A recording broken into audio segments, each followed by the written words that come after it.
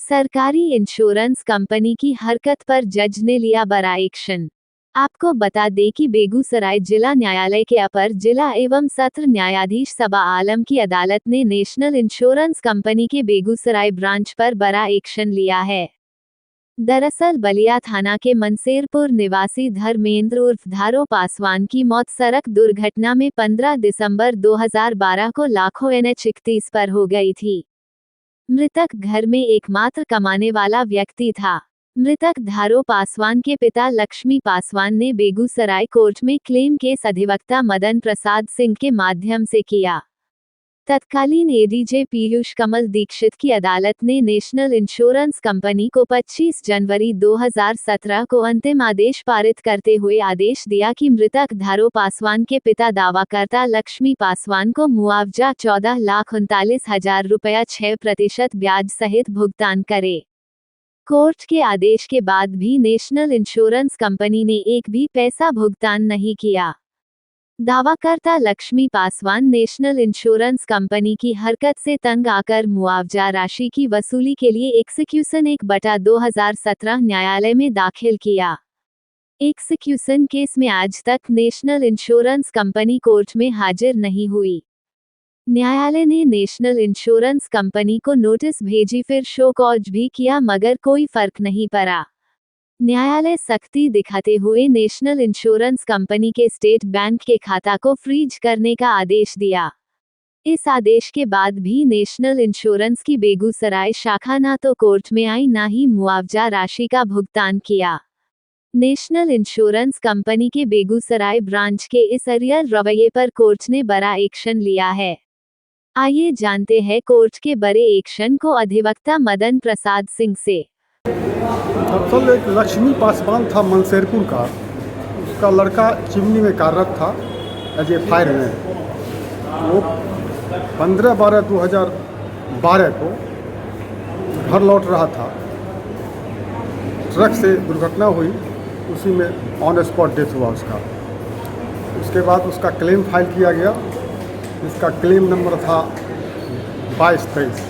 ये claim file हुआ 15/12/2012, घटना घटी तो उसके 1 माह के बाद क्लेम फाइल हुआ। जजमेंट हुआ था, पीयूष कमल दीक्षित थे यहाँ ADJ, उन्हीं के कोर्ट से जजमेंट हुआ था 15/1/17। जजमेंट होने के बाद 1 साल तक इंश्योरेंस आनाकानी करती रही। उसके बाद मैंने एक्सक्यूशन फाइल किया। अच्छा, 1317। कौन सा इंश्योरेंस कंपनी थी? नेशनल इंश्योरेंस कंपनी था। और कितना एवार्ड इसको हुआ था क्लेम? एवार्ड इसका हुआ था 14,39,000 विद 6% इंटरेस्ट। 6% इंटरेस्ट के साथ? इंटरेस्ट के साथ हुआ था। तो मैंने एक्सक्यूशन फाइल किया। एक्सक्यूशन फाइल करने के बाद इंश्योरेंस कंपनी को नोटिस गई। नोटिस के बाद भी FIR नहीं हुए। उसके बाद कोर्ट की तरफ से शो कॉज हुआ। शो कॉज का भी उन्होंने जवाब नहीं दिया। लास्ट में कोर्ट ने उनका स्टेट बैंक का खाता सील किया। तो वो था, आप खाता जो सील किया गया, स्टेट बैंक का खाता 2/11/18 को सील किया गया।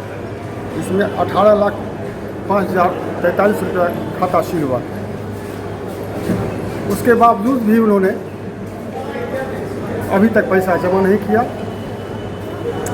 अभी ये केस एक्सक्यूशन केस ADJ 4 में चल रहा है। ऐसी स्थिति में ADJ 4 ने केस को गंभीरता से लेते हुए नेशनल इंश्योरेंस कंपनी के लोकल ऑफिस को सील करने का आदेश दिया। ये इंश्योरेंस कंपनी के ऑफिस को सील करने का आदेश किस डेट को हुआ? 1/10/2024 को ADJ 4 ने आदेश दिया है। केस को गंभीरता को लेते हुए उन्होंने ऑफिस सील करने का आदेश दिया। अच्छा, एक बात बताया जाए, 2012 से ये क्लेम केस चल रहा है। आखिर ये इंश्योरेंस कंपनी को क्लेमेंट को पैसा देने में कहाँ परेशानी आ रही है? समझ में नहीं आ रहा है। क्या औचित्य बनता है, जिस बारे में घटना घटती है और उसको 24 तक पैसा नहीं मिलता है, उस पैसे का क्या औचित्य होगा? अच्छा, बीच समरी ट्रायल है। जबकि बीच बीच में कई राष्ट्रीय लोक अदालत लगाया गया था। क्या राष्ट्रीय लोक अदालत में इस मुकदमा को नहीं भेजा गया? बार बार यहाँ तक कि कारण परीक्षा पूछा गया, उसके बावजूद भी वो एपियर नहीं हुए। कोर्ट की आदेश की अवहेलना उन्होंने की है।